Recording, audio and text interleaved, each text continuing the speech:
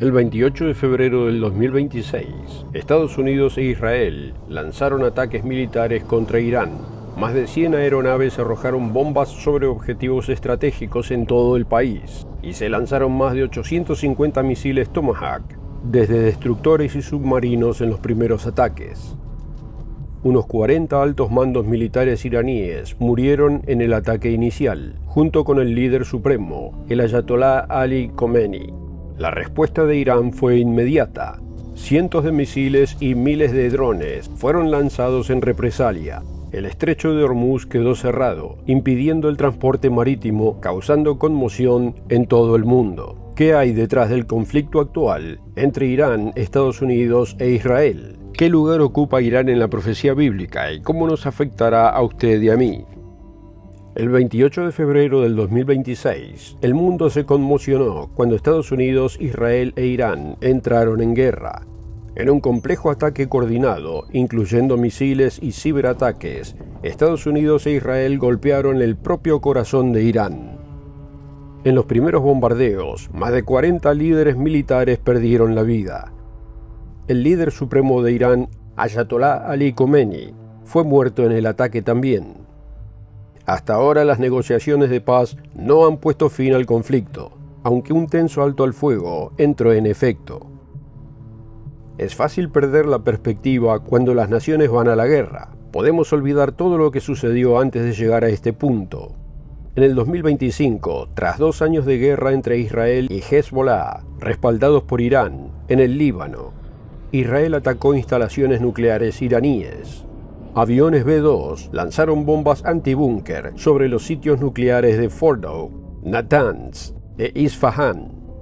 Estos ataques limitados tenderían a poner fin a los programas nucleares y de misiles de Irán, no tan secretos. Durante años se sabía que Irán trabajaba en secreto en la construcción de armas nucleares.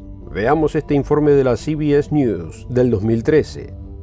Persiste la sospecha de que el verdadero objetivo de Irán son las armas nucleares, porque ocultó gran parte de su programa hasta que se reveló al exterior hace más de una década, y debido a lo que el Organismo Internacional de Energía Atómica considera indicios de que trabaja en secreto en el desarrollo de armas.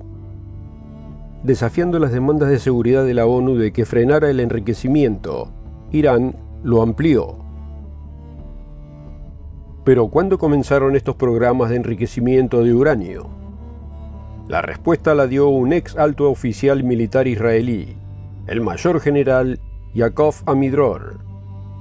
Sus comentarios fueron registrados en una mesa redonda en el 2008. Dijo: en 1995, yo era el jefe de la División de Investigación de la Inteligencia Militar de la FDI y encontramos los primeros indicios de que Irán poseía equipos nucleares. Los expertos estadounidenses tardaron otros 2 años, hasta 1997, en comprender que los iraníes estaban desarrollando armas nucleares. Como ve, este no es un asunto nuevo. Este conflicto se estuvo gestando durante toda una generación, pero en realidad se remonta aún más atrás, a la Revolución Islámica del 79. Muchas personas mayores recordarán lo de noviembre del 79, cuando estudiantes iraníes radicales asaltaron la embajada estadounidense en Teherán. Tomaron como rehenes a más de 50 estadounidenses, miembros del personal de la embajada. Los retuvieron 444 días. 1979 también fue un año de cambios drásticos para Irán en su relación con el Estado de Israel. Israel había mantenido años de relación amistosa con Irán. Durante los años 50, 60 y 70, el Shah de Irán, monarca de ese país, buscó construir y fortalecer los lazos con Israel y Estados Unidos. Como dice el sitio web de la Enciclopedia Iránica, al buscar estrechar lazos con Occidente y esforzarse por la modernización, Mohammad Reza Shah Pahlavi consideraba a Israel un aliado natural. La fortaleza y progreso de Israel lo fascinaban, y su conflicto con el mundo árabe y el rechazo a la influencia comunista en la región impulsaron aún más el fortalecimiento de los lazos. El Shah también creía que a través de las relaciones con Israel, Persia, como se llamaba Irán, se beneficiaría en Estados Unidos con el apoyo de los judíos estadounidenses en el Congreso, la prensa, las empresas y la administración. En un discurso ante la Asamblea General de la ONU en el 2013, el primer ministro israelí Benjamín Netanyahu también explicó la estrecha relación entre Irán e Israel y cómo cambió drásticamente luego de la Revolución del 79. En 1979, un régimen radical en Teherán intentó acabar con esa amistad entre Israel e Irán, mientras se ocupaba de aplastar la esperanza de democracia del pueblo iraní. Siempre encabezaba cánticos salvajes de «muerte a los judíos». Así que la estrecha relación entre Irán e Israel se evaporó, y conocemos el resto de la historia. Sabemos lo que sucedió desde entonces, pero tal vez valga la pena dedicar tiempo a investigar la historia de amistad entre Irán, antigua Persia, y los judíos. Pero debemos remontarnos unos 2500 años más atrás. Como ya se mencionó, el antiguo nombre de Irán era Persia. El gobierno de este país no cambió su nombre a Irán hasta 1935. Antes se le conocía como Persia durante milenios. Y los judíos y los persas mantuvieron en general buenas relaciones a lo largo de los años. Otra vez en el 2013, en la Asamblea General de la ONU, el primer ministro Netanyahu dijo: «Somos un pueblo antiguo. Nuestra historia se remonta a casi 4000 años a Abraham, Isaac y Jacob. Hemos viajado a través del tiempo. Hemos superado grandes adversidades. Hoy la esperanza en el futuro se ve amenazada por un Irán nuclear que busca nuestra destrucción. Pero quiero que sepan que no siempre fue así. Hace unos 2500 años, el gran rey persa Ciro puso fin al exilio babilónico del pueblo judío. Emitió un famoso edicto en el que proclamaba el derecho de los judíos a regresar a la tierra de Israel y reconstruir el templo judío en Jerusalén. Ese fue un decreto persa, y así comenzó una amistad histórica entre judíos y persas que perduró hasta nuestros días. A pesar de la tolerancia religiosa de los persas, los judíos no estuvieron exentos de enemigos. Durante el reinado de Asuero, probablemente Jerjes, uno de sus ministros de alto rango, engañó al rey para que firmara un decreto que autorizaba la destrucción del pueblo judío. El nombre de ese ministro era Amán. Pero Dios salvó a los judíos de la aniquilación, y lo hizo a través de una valiente joven judía, la reina Esther, para lograrlo. La celebración anual de Purim por los judíos conmemora la victoria sobre sus enemigos. Existen fascinantes paralelismos entre la historia de Amán y la guerra de Irán del 2026. Varios judíos han señalado la coincidencia de los ataques y la similitud de las circunstancias. Entre ellos se encuentra el propio primer ministro Netanyahu. Vea este artículo del sitio web Jewish Standard Times of Israel. En su primera declaración después de iniciada la guerra, el primer ministro israelí Benjamín Netanyahu hizo explícita la conexión con Purim. Dijo: «Hace 2500 años, en la antigua Persia, un tirano se levantó contra nosotros con el mismo objetivo, destruir por completo a nuestro pueblo. Hoy también, en Purim, el designio ha caído, y al final, este régimen malvado también caerá». Amán tuvo gran influencia sobre el rey en la decisión política. Casi logra que los judíos fueran aniquilados. Hoy, la Persia moderna, Irán, está gobernada por líderes que también tienen el objetivo de la destrucción de Israel. Pero, ¿qué hay de la profecía bíblica? ¿Qué dice sobre Persia en los tiempos del fin? ¿Invadirá la Persia moderna a Israel? Algunos eruditos bíblicos han notado que Ezequiel 38 profetiza un ataque a Israel por parte de un grupo de naciones, incluyendo Persia. Asumen que Persia, Rusia y otras naciones asiáticas invadirán la Tierra Santa como parte de la Gran Tribulación antes del regreso de Cristo. Pero eso simplemente no es lo que dice la Biblia. Ezequiel 38 sí habla de un ejército masivo que desciende hasta la tierra de Israel. Pero es durante el milenio después de que Cristo haya regresado a la tierra. Veamos Ezequiel 38, versículo 1.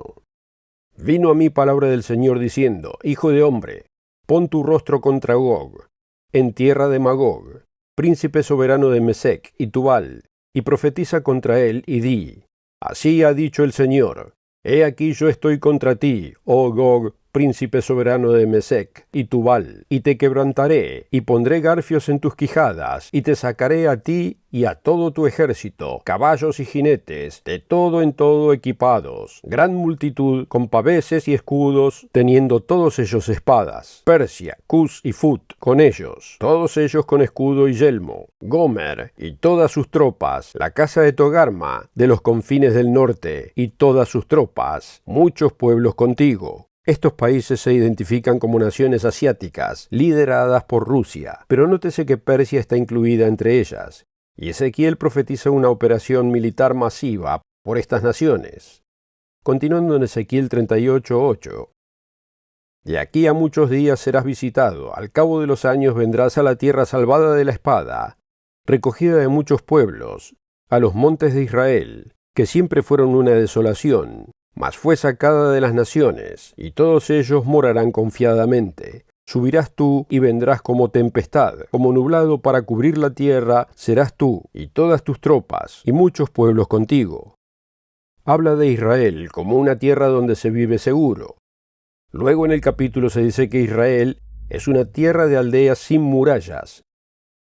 ¿Podría referirse esto al moderno Estado de Israel actual? Absolutamente no. El Estado de Israel es uno de los países más altamente defendidos del mundo, y por necesidad. Está rodeado de enemigos empeñados en su destrucción. Así que la única opción posible es que esta profecía en Ezequiel 38 se refiera al futuro, durante el milenio, después del regreso de Cristo. Es una distinción importante. Ezequiel concluye explicando cómo Cristo, en su reinado, defenderá sobrenaturalmente a la nación de Israel en ese tiempo. Al final, esta rebelión de Gog, incluida la nación de Persia, fracasará, y esos países aprenderán una valiosa lección, la cual es que Dios gobierna supremo. De última, toda nación de la tierra aprenderá, se someterá y obedecerá su voz, y tendrán el beneficio de vivir según la voluntad de Dios, en paz y prosperidad. Y esas naciones, incluso Persia, disfrutarán los frutos del reinado de Cristo en la tierra durante 1000 años. Pero ¿qué hay de nuestro tiempo actual? ¿Tendrá Persia algún papel en la Tierra Santa antes del regreso de Cristo? Sí, lo tendrá. Lo explicaremos en un momento. Cuando Estados Unidos e Israel lanzaron ataques contra Irán el 28 de febrero del 2026, Irán no solo respondió con ataques contra Israel y barcos estadounidenses. Durante las semanas siguientes también lanzaron misiles y drones contra naciones árabes en todo Medio Oriente. Durante los primeros 41 días del conflicto, se lanzaron al menos 6.413 misiles y drones contra los vecinos de Irán. Los Emiratos Árabes Unidos registró el mayor número de ataques en su territorio, seguido por Kuwait, Arabia Saudita, Bahrein, Qatar y Jordania, mientras que Omán registró el menor. La mayoría de estas naciones tienen poblaciones mayoritarias que profesan una rama diferente del Islam que Irán. Irán es mayormente chiita, mientras que los estados del Golfo y la mayoría de las naciones árabes son mayormente sunitas. La división entre chiíes y suníes se produjo en el año 632 después de Cristo, tras la muerte de Mahoma. Esta profunda división ha separado a chiíes y suníes durante siglos. Cabe destacar que Irán es una nación musulmana, pero no es árabe. Es persa, lo que la diferencia étnicamente de las naciones árabes de Medio Oriente. Curiosamente, el Salmo 83 identifica a muchas naciones árabes y su conflicto con Israel durante el tiempo del fin. Veas el Salmo 83, versículos 1 al 4. Oh Dios, no guardes silencio, no calles, oh Dios, ni estés quieto. Porque he aquí que rugen tus enemigos, y los que te aborrecen alzan cabeza. Contra tu pueblo han consultado astuta y secretamente, y han entrado en consejo contra tus protegidos. Han dicho, venid y destruyámoslos, para que no sean nación, y no haya más memoria del nombre de Israel. Hay naciones que intentarán destruir a Israel antes del fin de los tiempos, y se las nombra. Fíjese quiénes son. En el Salmo 83:5, porque se confabulan de corazón a una, contra ti han hecho alianza, las tiendas de los edomitas y de los ismaelitas, Moab y los agarenos, Jebal, Amón y Amalek, los filisteos y los habitantes de Tiro. También el asirio se ha juntado con ellos. Sirven de brazo a los hijos de Lot. ¿Quiénes son estas personas? Vea lo que dice el evangelista Richard Ames sobre este versículo. Como indica el Salmo 83, Asiria, identificada como la Alemania actual, se unirá a una confederación de naciones árabes en el tiempo del fin. Vea en un mapa bíblico la ubicación antigua de Moab, Amón y Edom, naciones mencionadas en el Salmo 83, y también en la profecía de Daniel del tiempo del fin. Estos son los pueblos musulmanes de Medio Oriente. Verá a las naciones árabes, no a Persia, volviéndose contra Israel al acercarse el tiempo del fin. Y como él mencionó, veremos a Alemania, los descendientes modernos de Asiria, involucrarse también. Veamos Daniel 11, para tener una idea más clara de lo que sucede.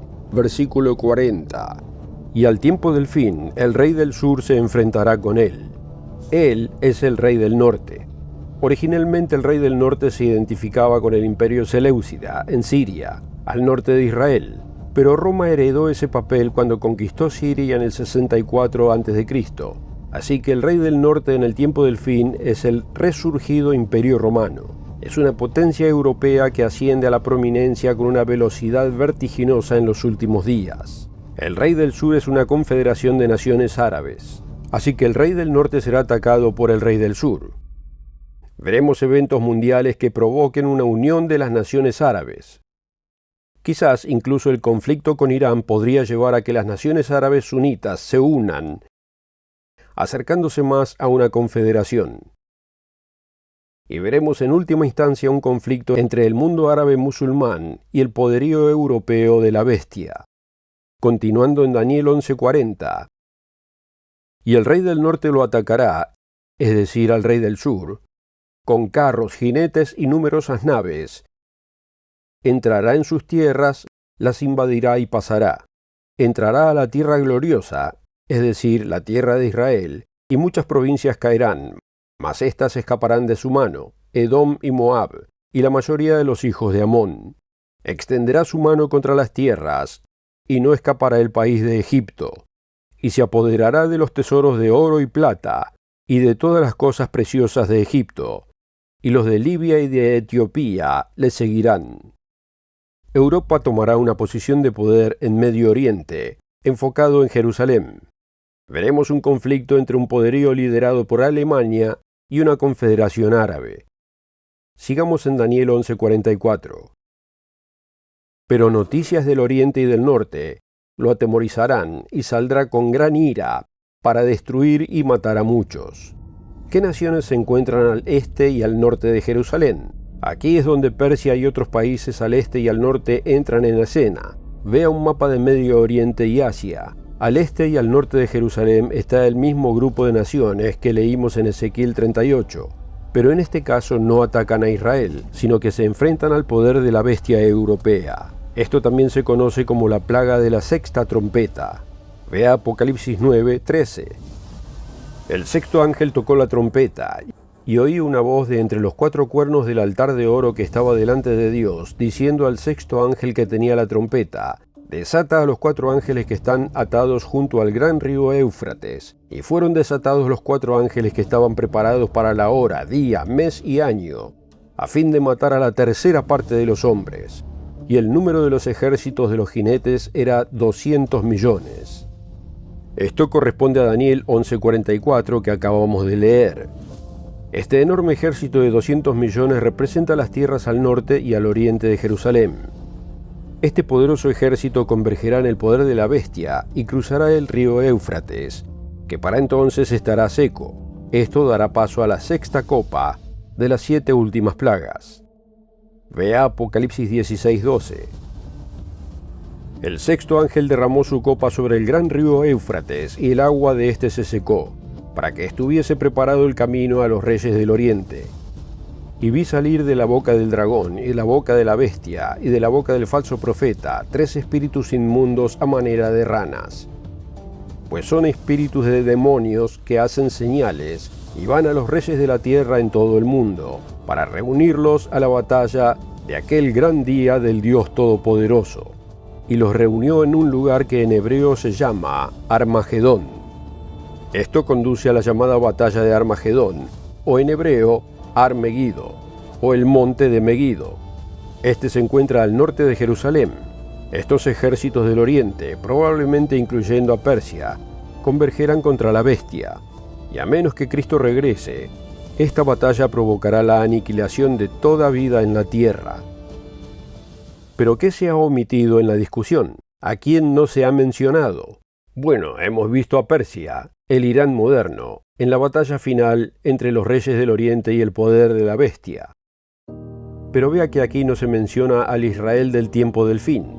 Y si es oyente habitual del Mundo de Mañana, sabe que las tribus modernas de Israel incluyen hoy a Estados Unidos, las naciones de descendencia británica y otros países del noreste de Europa. La cruda realidad es que para cuando se produzcan estos enfrentamientos que hemos hablado, las naciones de ascendencia israelí ya habrán sido vencidas, derrotadas e incluso esclavizadas. Si vive en una de estas naciones modernas de Israel, no piense que estos conflictos no llegarán a sus costas. Jesús advirtió a estar atentos a los eventos mundiales y listos para su regreso. No eran solo palabras bonitas, estaba dando una advertencia. Los ataques aéreos y con misiles que vemos hoy en televisión o en los celulares, algún día se volverán contra nuestras naciones. Y eso dará paso a la gran tribulación, un tiempo de crisis global sin precedentes para la humanidad. Pero ¿cómo sabrá usted que se avecina? Para comprender lo que nos espera y qué significa para usted, vea este video que explica qué es la tribulación, a quién afecta más, qué pasajes bíblicos estudiar y su relación con las profecías del tiempo del fin. No espere a que comience. Reconozca los eventos que la preceden y comprenda lo que Dios quiere que haga antes de que empiece.